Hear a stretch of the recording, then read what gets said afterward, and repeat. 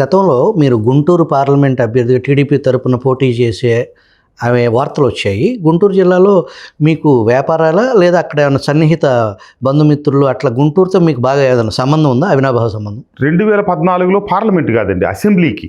అప్పుడు గుంటూరు 2 నుంచి ఒక రకంగా ఒక దశలో ఆల్మోస్ట్ ఆల్ కన్ఫామ్ అయిన దశ నుంచి మళ్ళీ రకరకాల కారణాలు తగ్గిపోయింది. గుంటూరుతో నాకున్న సంబంధం ఏంటంటే మా బంధువులు ఉన్నారు. మా చిన్నతనం నుంచి నేను గుంటూరులో చదువుకున్నాను. నేను almost all 4th class 3rd class నుంచి నేను గుంటూరులో చదువుకున్నాను, అప్ టు 10th క్లాస్ అనమాట. అక్కడ మా ఫ్యామిలీ కూడా తర్వాత మా నాన్నగారు 1983 నుంచి అక్కడే కుటుంబం పెట్టారు. మేమందరం అక్కడే చదువుకున్నాం, మా అక్కలు మేమందరం. అట్లాగే మా అత్తగారు వాళ్ళది కూడా గుంటూరే. కాబట్టి నాకు అక్కడ చాలా బంధుత్వాలు ఉన్నాయి. సేమ్ టైము నాకు ఒక ఇండస్ట్రీ కూడా ఉందండి, స్పిన్నింగ్ మిల్లు. అది కూడా గుంటూరులోనే, గుంటూరు జిల్లా మన చిలకలూరుపేట దగ్గరలో ఉందన్నమాట. అట్లా అన్ని రకాలుగా నాకు గుంటూరుతో నా స్నేహితులు కావచ్చు, బంధువులు కావచ్చు, అందరితో లోతైన సంబంధాలు ఉన్నాయి. ఆ స్పిన్నింగ్ మిల్లుకి సంబంధించిన బకాయిలు ఆ వైసీపీ గవర్నమెంట్లో మీకు న్యాయంగా రావాల్సిన బిల్లులు రాకపోవటం, అట్లాగే మీరు ఆ రోజున మీ సహచర ఎమ్మెల్యే మంత్రిగా పనిచేసిన జోగి రమేష్కి సంబంధించిన ఆయన బాబాయికి సంబంధించిన బిల్లులు రావటం, మీ ఆగిపోవటం నిజమేనా? ఆ ప్రభుత్వ హయాంలో కావండి, అంత ముందు నుంచి కూడా రావాల్సి ఉన్నాయి. నేను ఎలక్షన్లు అయిన తర్వాత ఒక 3 మాసాల తర్వాత, ఇది 2019 ఎన్నికలైన తర్వాత ఇట్లా ఆగిపోయి ఉన్నాయి. మా ఇండస్ట్రీ బాగాలేదు, రిలీజ్ చేయమని చెప్పి అప్పుడు ముఖ్యమంత్రి జగన్మోహన్ రెడ్డి గారిని అడిగారండి. అడిగితే ఆయన ఏం చెప్పాడంటే, ఇప్పుడు రాష్ట్ర ఆర్థిక పరిస్థితి ఏం బాగాలేదు, త్వరలో చూసి చేస్తాను అని చెప్పి ఆయన మాట ఇచ్చారండి నాకు. సరే నేను వదిలేసాను. ఒక 5-6 మాసాలు గడిచిన తర్వాత మళ్ళీ అడిగాను. అడిగితే లేదు ప్రసాద్, త్వరలో చేద్దాం, ఇప్పుడిప్పుడే కొద్దిగా సర్దుకుంటున్నాం కదా, ఒక్కో పథకం అవుతుంది, చేద్దామని చెప్పారు. ఈ రకంగా అడగటం జరగటం, వాళ్ళకి నచ్చిన వాళ్ళకి ఇవ్వటం కొంతమందికి. బట్ నాదైతే నేను కరెక్ట్గా ఎన్నికలైన తర్వాత 3 మంత్స్ తర్వాత అడిగారనమాట. అట్లా జరిగిపోతూ ఉందండి. అది ఎన్ని రోజులు కావలేదు. ఈ లోపల ఈ జోగి రమేష్ వాళ్ళ బాబాయ్ జోగి వెంకటేశ్వరరావు గారికి కూడా స్వర్ణలత టెక్స్టైల్స్ ఆర్ సంథింగ్ ఏదో ఒక స్పిన్నింగ్ ఇండస్ట్రీ ఉంది. వారికి దాదాపుగా 12 కోట్లు 13 కోట్లు ఇన్సెంటివ్స్ రావాల్సి ఉంది. అది ఇచ్చారు. అప్పటికే నేను చాలా అంతకుముందు 3 నెలలకు 4 నెలలకు అడిగేవాడిని, తర్వాత నెల అడగటం మొదలెట్టాను.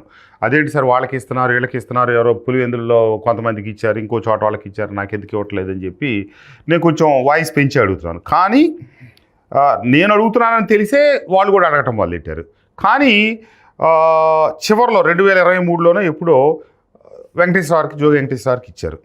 అక్కడ తిరుగుతా వెంకటేశ్వరని అక్కడ కలిశారు. ఏంటి వెంకటేశ్వర అంటే, మా వాడిని తగిలిచ్చాను, మావాడు ఏదో చెప్పి తీసుకొస్తున్నాడు అని చెప్పారు. అయిపోయిన తర్వాత నేను ధనంజయ రెడ్డి గారిని అడిగాను, అదేంటి సార్, నేను ఇప్పుడు ఎలక్షన్ అయినప్పటి నుంచి అడుగుతున్నాను, ఇప్పుడు దాదాపుగా 4 సంవత్సరాలు దాటింది, నాకు ₹1 ఇవ్వకుండా నేను తీసుకొచ్చి నాతో పాటు కలిసిన వాళ్ళని తర్వాత సరే వాళ్ళు ఇండివిజువల్గా వాళ్ళు కూడా వెళ్ళి కలుస్తూ వచ్చారు. మొదట్లో అయితే మేము ఇద్దరం కలిసి ప్రయత్నం చేసాం. అంటే తన కూతురు పెళ్ళి ఉందంట, అందుకని రిలీజ్ చేయాల్సి వచ్చింది కూతురు పెళ్లి కోసం అని చెప్పారు. కూతురు పెళ్ళి అయితే ఇతనికి ఏం సంబంధం అండి, అది వాళ్ళ బాబాయ్, ఇది తనకేం సంబంధం లేదు అంటే, లేదు దాంట్లో తను కూడా ఏ పార్ట్నర్షిప్ లేదు సార్, అది అబద్ధం, అతనికి వాళ్ళ బాబాయ్ది అది, అంతవరకే అది చేసినందుకు వాళ్ళ బాబాయ్ ఏమన్నా మరి హెల్ప్ చేస్తారని మనకు అదంతా తెలియదు తప్పితే అని చెప్పి అన్నాను. లేదు అతను మాకైతే వచ్చి నాదే, అది నాకే డబ్బులు కావాలి, నా కూతురు పెళ్ళి అని ఇచ్చామని చెప్పారు. సరే అతనికి ఇచ్చినందుకు నాకేం బాధ లేదు, అదంతా నాకు అనవసరం, నేను ఇప్పుడు 4 సంవత్సరాల పైనుంచి అడుగుతున్నా, నాకు ఇవ్వండి అని చెప్పి నేను గట్టిగా అడిగానండి. అడిగితే లేదు ఇస్తామన్నారు. నేను తర్వాత ఇంకా కొందరు పార్టీ పెద్దలతో కూడా వాళ్ళ దృష్టిలో కూడా పెట్టాను. ఇక అది జరుగుతూనే ఉంది. ఈ లోపల నేను అక్కడ ఉన్న వాతావరణంలో ఇమడలేక ఇక రాజకీయాలకు దూరం అవ్వాలని ఒక నిర్ణయం తీసుకొని నేనంతా నా పందా వేరుగా వెళ్ళిపోవటం మొదలైపోయింది. అప్పటికే చాలా కాలం నుంచి. సరే ఆ దిశలో 2024 జనవరిలో నేను ఇక వెళ్ళిపోతాను పార్టీ నుంచి, డబ్బులు ఇస్తే ఆగుతాడేమో అనే ఉద్దేశంతో నాకు వెంటనే డబ్బులు కొంత ఇవ్వడం జరిగిందండి మా ఇండస్ట్రీకి. ఇది రావాల్సి అప్పటికి 5-6 సంవత్సరాల పైన అయింది. అవి రావాల్సి కూడా ఆ నిమిషంలో రావాల్సినవి కాదు, చాలామందికి ఇచ్చారు, ఇచ్చినట్టుగానే నాకు ఇచ్చారు అంతే తప్పితే ఆ జోగి రమేష్ చెప్పినట్టు నేను పోయి కాళ్ళలో ఏళ్ళలో పట్టుకోలేదు. ఇంతవరకు నా ఆత్మగౌరవాన్ని ఎప్పుడు దెబ్బతీసుకోవాలా, భవిష్యత్తులో కూడా తీసుకోను. ఇప్పుడు ఇంకా స్టిల్ నాకు రావాల్సి ఉన్నాయి. మొన్న కొన్ని రిలీజ్ అయినాయండి. రాష్ట్ర ప్రభుత్వం దాదాపుగా ఒక 288 కోట్లు రిలీజ్ చేసింది. అందరికి ప్రపోజేట్కి ఇచ్చింది, నాకు కూడా ప్రపోజేట్కి ఇచ్చారు.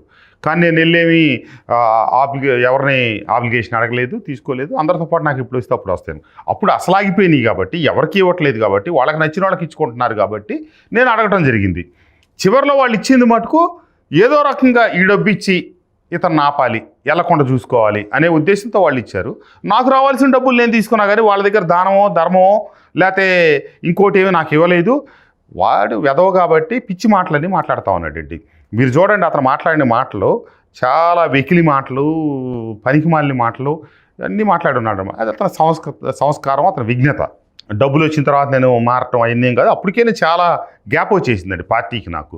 నేను దానికి ముందే చాలా వాటిలో నేను పోటీలు చేయనని, ఇదంతా మా కర్మ, నేను వెనకటి తరహా రాజకీయ నాయకుడికి మిగిలిపోయానని ఎన్నో డైరెక్ట్గా నేను మాట్లాడేసి. ఎందుకంటే ఆ వాతావరణం నాకేం నచ్చలేదు కాబట్టి. మీరు హింట్స్ ఇస్తూనే వస్తూ అన్నారులేండి. ఓపెన్గా, బహిరంగంగా నేను ఎన్నో పబ్లిక్ మీటింగుల్లో మాట్లాడాను.